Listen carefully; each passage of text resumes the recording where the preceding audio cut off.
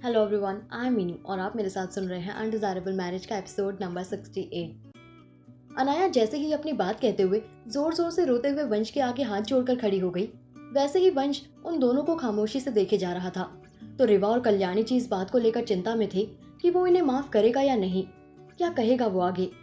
लेकिन तभी वंश ने अनाया के हाथ को थामा और मुस्कुराकर उसकी तरफ देखते हुए बोला, ये सच है अनु कि मैं तुझसे प्यार करता था, और ये भी उतना ही सच है कि तेरा इस तरह शादी से भागने ने मुझे दुखी किया था। लेकिन उससे ज्यादा दुख मुझे इस बात का हुआ कि मेरे दोनों दोस्तों ने मुझसे इतनी बड़ी बात छुपाई। तुम दोनों आकर एक बार मुझसे बात तो करते, मैं खुशी खुशी तुम्हारे रास्ते से हट जाता।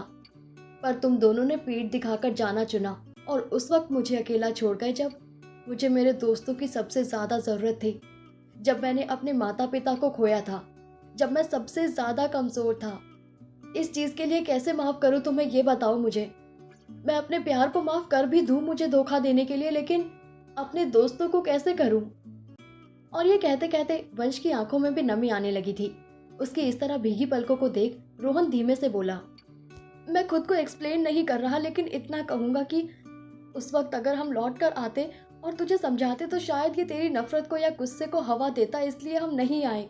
हम तुझे वक्त देना चाहते थे और खुद को भी, क्योंकि मुझे खुद भी अनाया के इस कदम के बारे में नहीं पता था। पर इसके आने के बाद और इसे खुद के लिए इस तरह टूटते देखने के बाद मैं अपने कदम इसकी ओर बढ़ाने से खुद को नहीं रोक पाया, जिन्हें मैंने तेरे लिए पीछे लिया था।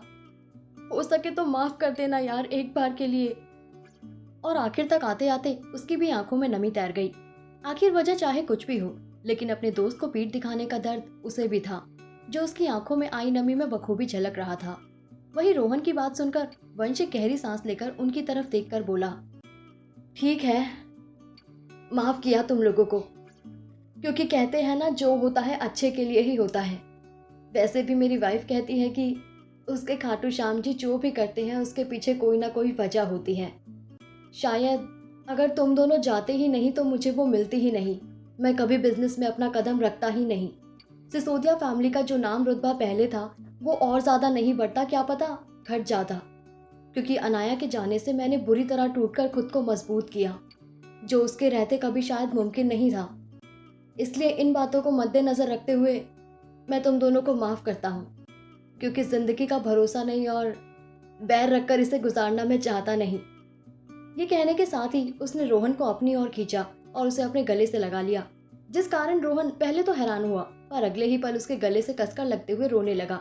वहीं बाकी सब लोग भी ये देख नम आंखों के साथ मुस्कुराते हुए उन दोनों दोस्तों की तरफ देखने लगे। तभी वंश अनाया की तरफ देखते हुए उससे बोला, अनु, तुझे अलग से कहना पड़ेगा क्या?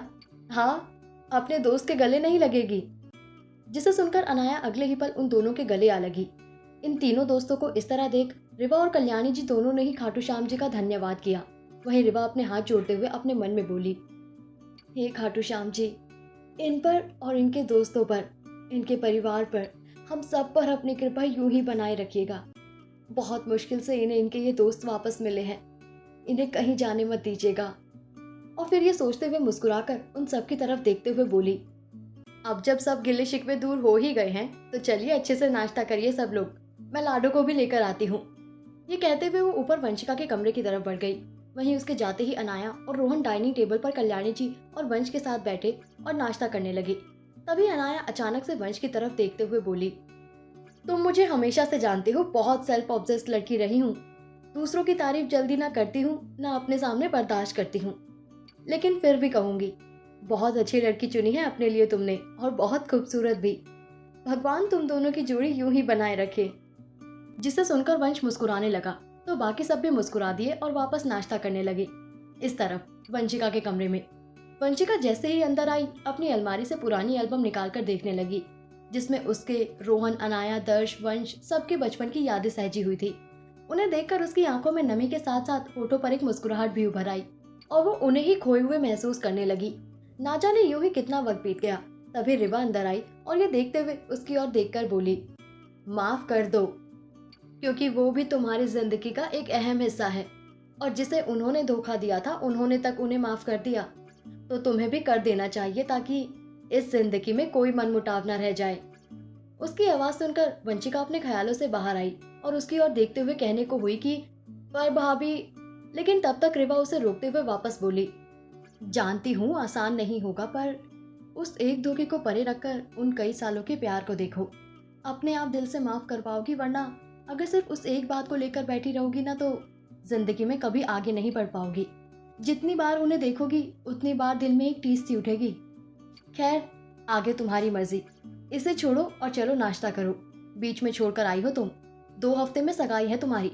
अगर इस तरह रही ना तो मैडम बिस्तर पकड़ोगी और सगाई के लिए होटल नहीं हॉस्पिटल जाओगी तुम। जिसे सुनकर वंशिका को भी हंसी आ गई और वो रिवा का हाथ थाम उसके साथ नीचे आई। नीचे आकर उन सबको एक दूसरे के साथ हंसते हुए देखा तो उसके चेहरे पर भी मुस्कुराहट लौट आई और वो भी उन सबके साथ बैठकर नॉर्मली बातें करने लगी। ये देखकर वंश ने रिवा की ओर देखा और आंखों ही आंखों में मानो शुक्रिया कहा। तो रिवा उसे ना जाने क्यों इग्नोर कर आगे बढ़ गई और अपना नाश्ता करने लगी। ये वंश को थोड़ा अजीब लगा, पर उस वक्त उसने ध्यान नहीं दिया। यूं ही काफी वक्त बीत गया और अनाया और रोहन जा चुके थे, जिसके बाद रिवा और वंश भी ऑफिस के लिए निकल गए। लेकिन पूरे दिन में रिवा ने वंश से एक बार भी बात नहीं की, जिस कारण आखिर में वंश का सब्र जवाब दिया और घर आते ही कमरे में पहुंचकर उसने रिवा का हाथ थामकर उसे अपने करीब किया और उसकी आंखों में देखते हुए बोला, क्या बात है, क्यों इग्नोर कर रही हो सुबह से?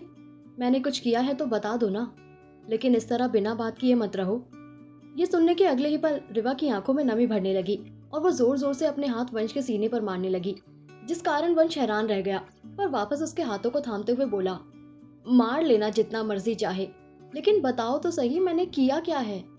जिस पर रिवा ने जो जवाब दिया उसे सुनकर वंश को समझ ही नहीं आया वो हैरान हो या खुश या दुखी। वहीं रिवा उसे अभी भी चिढ़ भरी नजरों से देखे जा रही थी। ऐसा क्या कहा रिवा ने? जानने के लिए सुनते रहिए कहानी के आने वाले एपिसोड्स। Thank you.